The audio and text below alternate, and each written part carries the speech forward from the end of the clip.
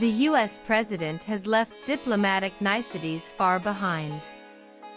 He has openly said that Xi Jinping, Putin and Kim Jong-un are conspiring against the US. By displaying its diplomatic, economic and military might, China has directly challenged the United States.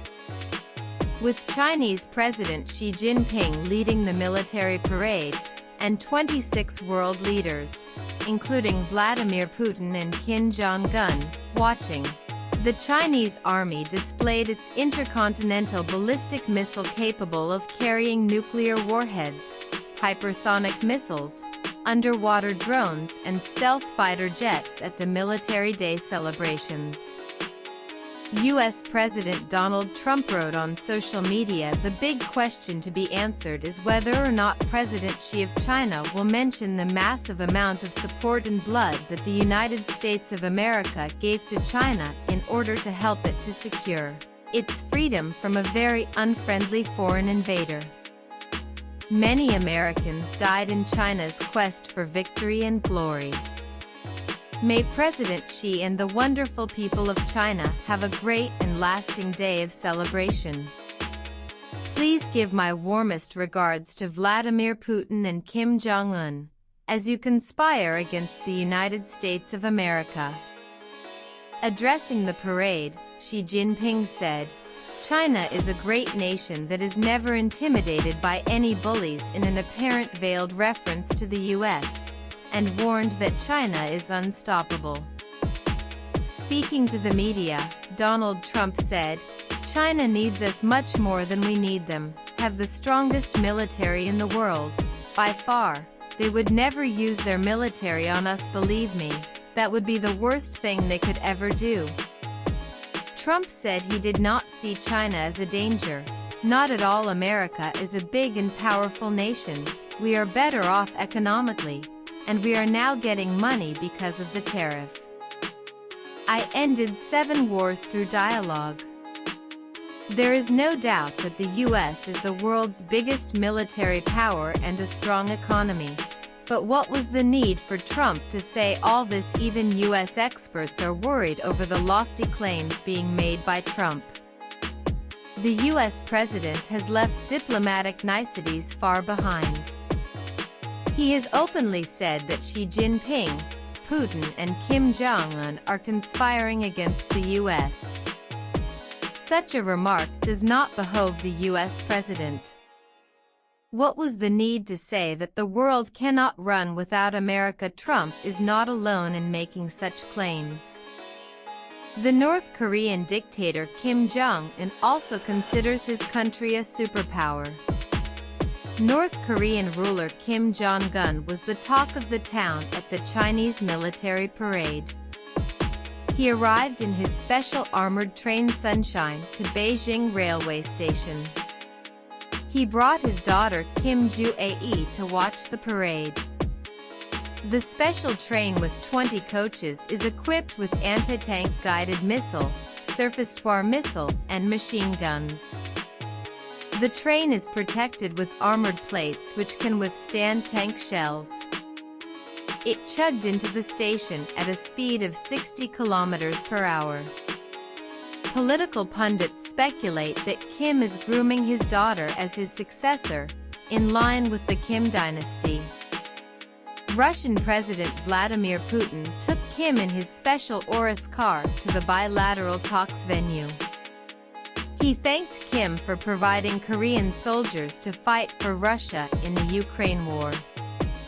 Kim's staff polished all glasses, tables and chairs after the meeting to remove all traces of their leader as a security measure.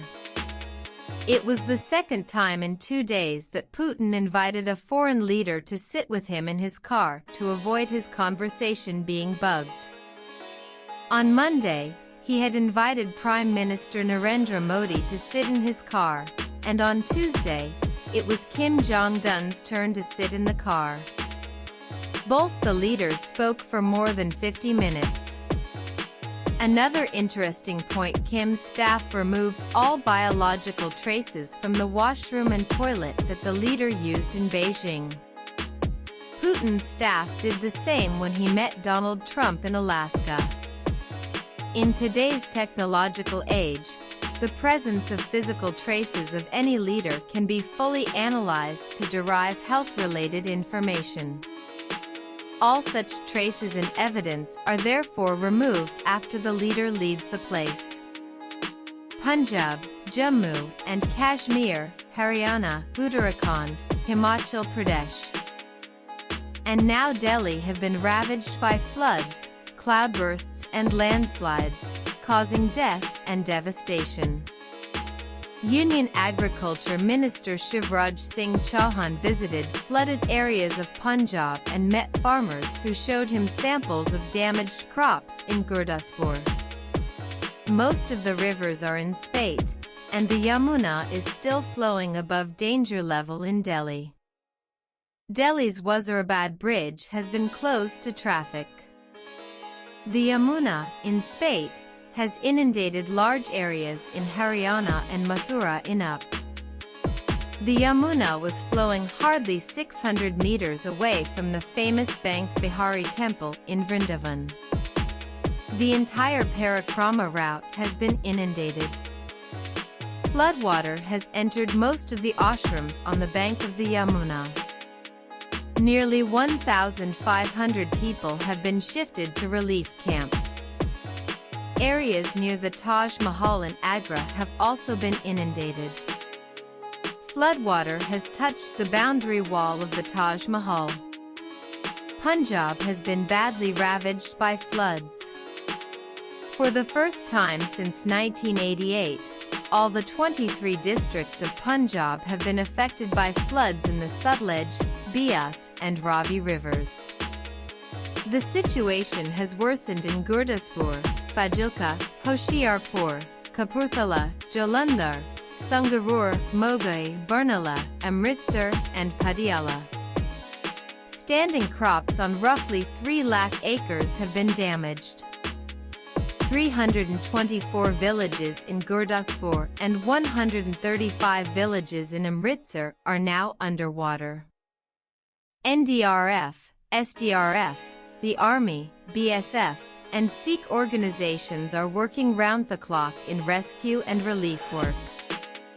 This year's monsoon has broken all records. Never in the past had Delhi witnessed huge rainfall in August and September. Rains have broken 9-year-old records in Punjab, Himachal, and Jammu and Kashmir. Gujarat, Maharashtra, and Madhya Pradesh have witnessed one day's rains equivalent to the rainfall recorded during the entire season in past years. The center is trying to provide all possible assistance to the affected states. After the monsoon season is over, one major crisis will be staring in the face. Food grains production may witness a steep decline due to huge losses of crops over several lakh hectares.